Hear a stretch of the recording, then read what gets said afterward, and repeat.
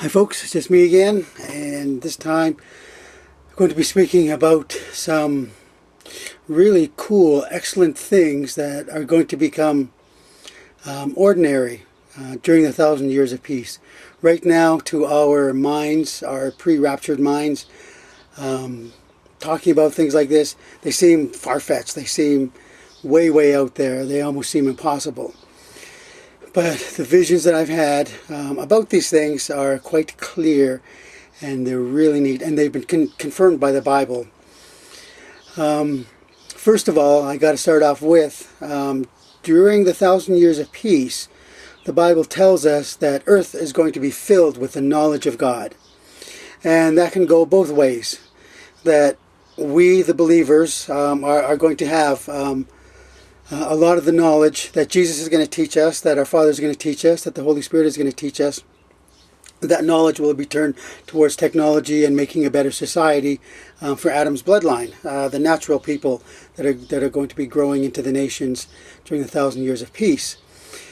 So that kind of knowledge will be filling the whole earth during the millennium, but also the knowledge that common people will have, in so much as they will just automatically know that there is a God.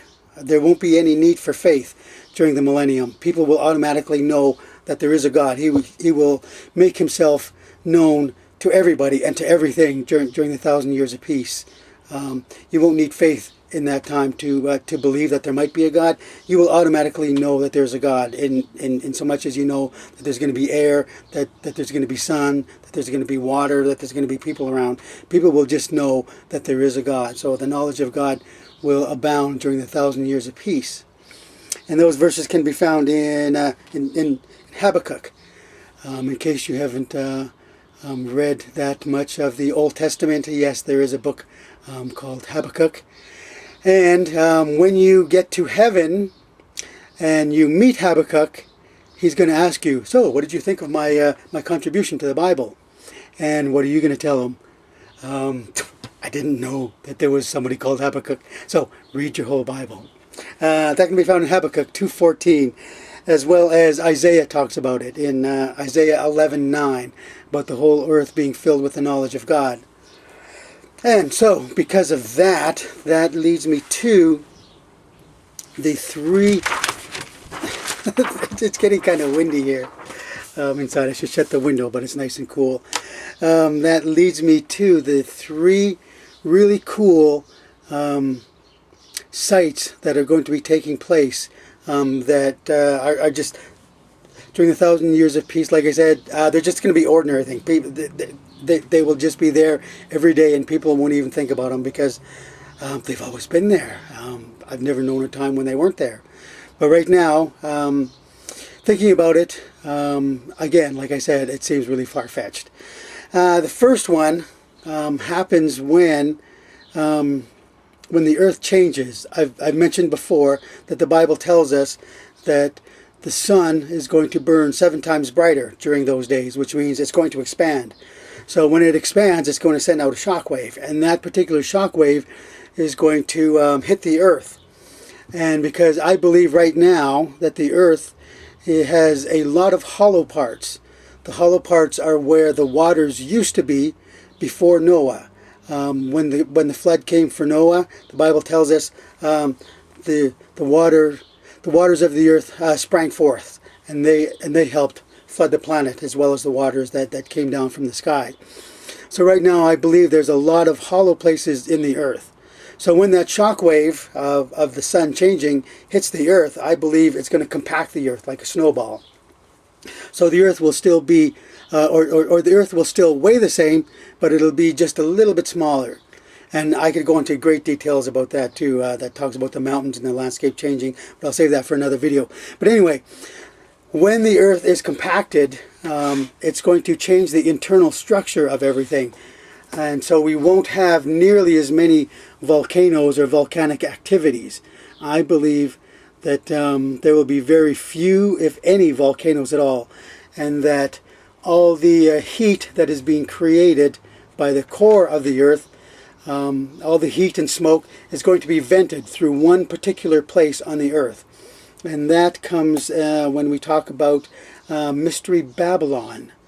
In the book of Revelation and in Isaiah, they both talk about how that particular city, wherever it is, some people think Babylon is America, some people think it's the Vatican, some people think it's a town or a city in the Middle East. But wherever it is, we know during the tribulation period, Babylon is going to collapse, and there'll be no more trading. There'll be no more parties, no more orgies and stuff like that. And that particular city, when it crumbles, the Bible tells us that the smoke from it is going to rise up forever and ever and ever. And that the ruins will become a home for unclean spirits and jackals and things like that. And so, with the city of Babylon in ruins, the smoke from it will keep rising up forever and ever. And I believe that will be the volcanic vent, the heat vent of the earth, that the Lord will use to vent the heat from the core of the planet. The smoke from that particular place will just keep rising up and up and up forever and ever and ever, like the Bible says.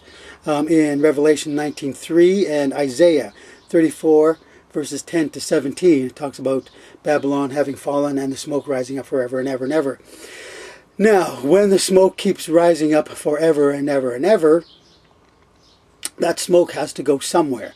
And it's not going to fill the planet with dust and ash.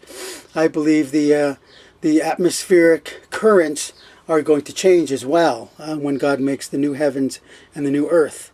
The new heavens being the sky as well as the starry place that we can see. So I believe there will be an atmospheric current that will take all that smoke, and it will take it over top of Israel, over top of Jerusalem, over top of Mount Zion specifically, because as it says in Isaiah 4 verses 2 to 6, that there is going to be a canopy over top of Mount Zion, a canopy over top of the glory of Israel, of Jerusalem. And it says in Isaiah that it will be a shade from the heat during the day, so it will act like a filter. This cloud canopy, this smoke canopy, will act as a filter to take out a lot of the UV rays and to act like shade and stuff like that to keep the heat down. And it also says that at nighttime it will become a canopy of fire. So all that smoke that collects during the day and provides shade, somehow during the nighttime the Lord is going to ignite it, so that during the nighttime it's going to burn, and it's going to provide light for those over top of Jerusalem. It'll provide a light so that they can keep working and stuff like that. And so that is one of the cool things, two of the cool things that I've seen in a vision. And this canopy of fire, I saw that in real life. It was during a sunset when I was walking to my mom's place one night. The sunset was happening in such a way.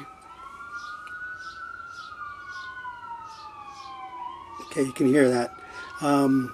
It's been my call for decades now, that whenever I hear sirens, I like to say a little prayer inside my head, if not out loud, to help pray for the people that may be in trouble, and pray for the people that are putting their lives on the line for the safety of others.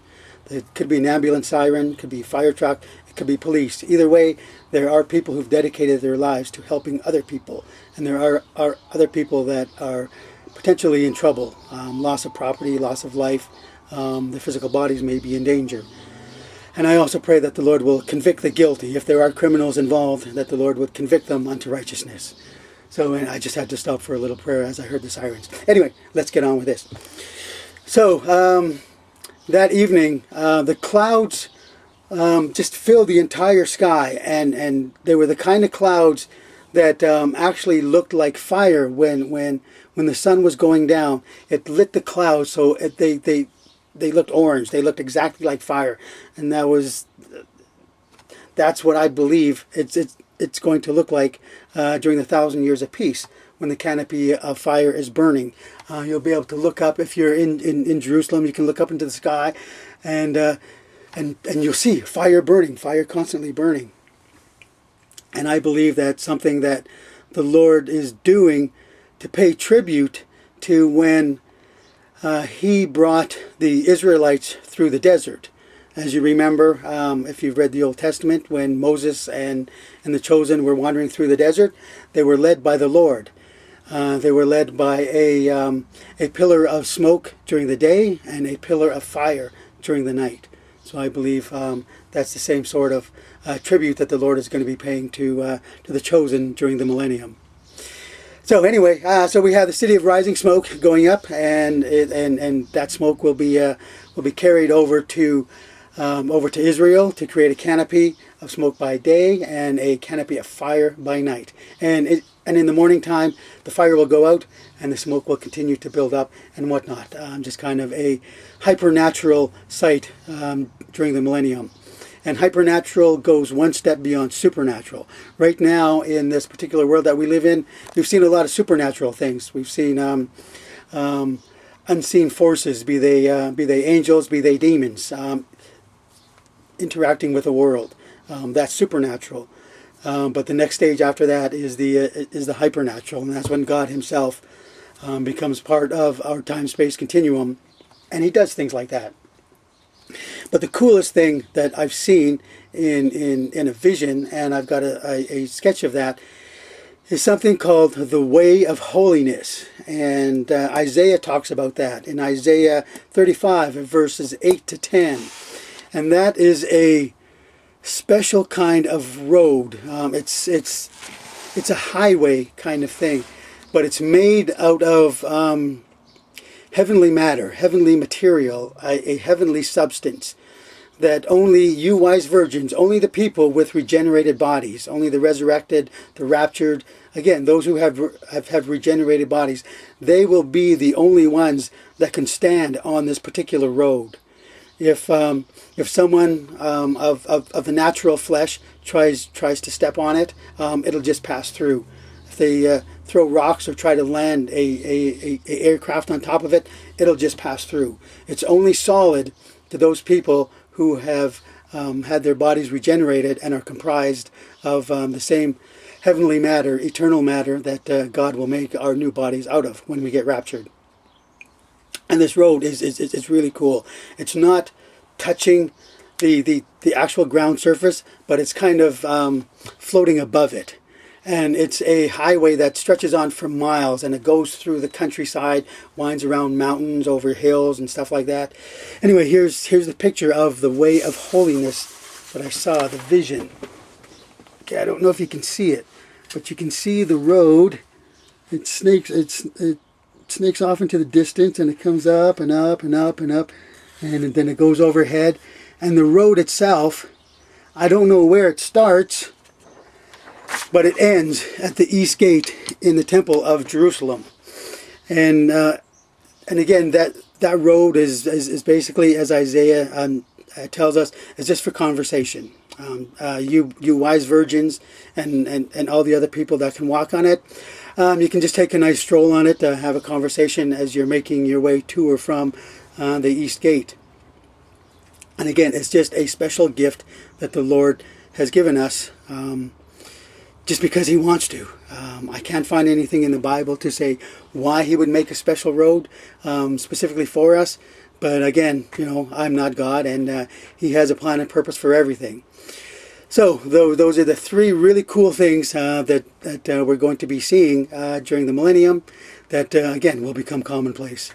The city of rising smoke and the canopy over top of Israel, canopy of smoke by day and a canopy of fire by night, as well as the Way of Holiness. And the Way of Holiness is really, really, really cool. It's a particular road above the other road, and it just goes on for miles and miles. It's just for us to enjoy a nice chat and a nice stroll and a nice hike to or from Israel. So that's it. There's still a lot more to come regarding the 1,000 years of peace. Right now, I will just leave off with that. So be a blessing wherever you are in internet land and YouTube world. Remember, Jesus will be here sooner rather than later. So take care, stay in prayer. We'll see you in his kingdom somewhere over there, or maybe even somewhere up in the air. Okay. Catch you later. Jesus rules.